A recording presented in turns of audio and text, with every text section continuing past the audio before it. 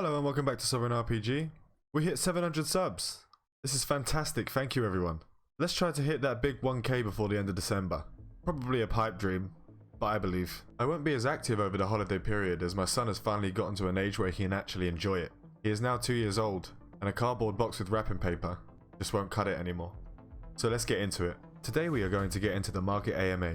There were some really good answers, and some answers that I myself did not like at all, but I'm willing to work with the vision of the devs. I do really believe they will make this a great game. So let's get into the questions. Firstly, some answers from Lansdot about the public and private contracts that will be added to the game. Yes, contracts will be in Echoes in the future, and it will be similar to EVE Online. While this isn't player-to-player trading, it's a step in that direction, and I for one am really happy that it will be here. Lansdot also put up a wall of questions that were more popular, and we'll go through the answers here. First of all, the ITC is designed as a terminal of logistics. If the number of the ITCs become larger, the complexity of the route of logistics will increase dramatically, which goes back on our goal of making trade easier. We also consider that if it will influence the freedom of player creating market, so after we finish Corps, the system built ITC in nullsec will be removed. The construction of ITCs in nullsec will be driven by Corps. And last but not least, trade in non-ITCs is also in our plan, but I'm sorry that we don't have enough time to bring it into OBT. Now I like the changes that ITCs bring to the table, and really like the idea that ITCs can be constructed by Corps, but only in nullsec.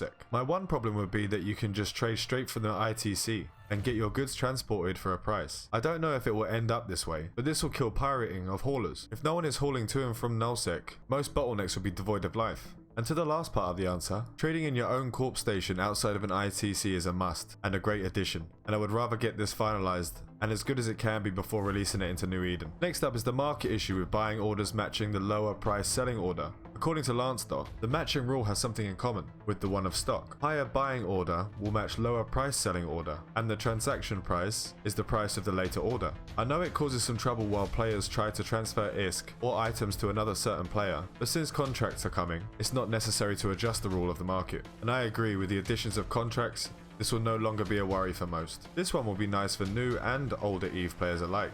From Lansdot again. Will you be implementing a way that allows players to see if they are overpaying for an item in a given region? For example, like the warning of EVE Online when you overpay a basic item. And the answer from Lansdot, yes, but it will be after we finish the price evaluation. While scammers will not be happy about this, I know it will help a lot of newer people.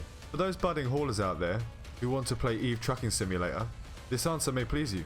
Do you plan to keep freight as it is in this version of New Eden without jump freighters? And the answer? Jump freighters will be introduced in a later stage. Now I really have no clue how hauling will fit into the current stage of EVE Echoes, as subsidies have been taken out for the time being, as they were being abused. But we will still have time to find out, and a lot of changes could take place. Now for a big one, blueprints of modules will be a thing. From Lansdot, yes, there will be BPs for modules with higher meta level. I'm really glad that they finally mentioned and confirmed BPs for modules will be in the game. It is very much needed. The next one really aggravated me, but it looks like it will be fine. The market needs a way to break down how to view items for sale in a particular market. As it stands, you do not know what the next value of a sale is in a region after the lowest price. Yes, a filter of inside-outside region will be added, and all the orders will be displayed. For me, this is a must. The list showing items 70 plus jumps away was a nuisance. I only need to be shown what's close. Here is another big one. Corps will be in the next test launch according to Melos. I can't wait to see what they do with this. Okay, so Logistic Subsidy. The payments given for moving cargo from one system to another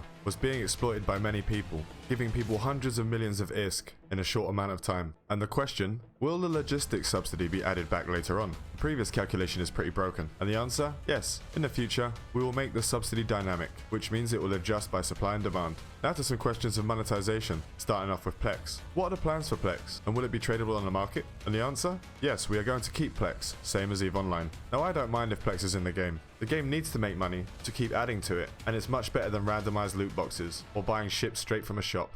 And the last one I'm going to go through, about contracts, asked by me and answered by Melos. How will the new contracts work exactly? The answer was very short, but we now know that the details are long, but will be similar to EVE Online. I can't see anything wrong with this, and I'm really happy that we'll keep it that way.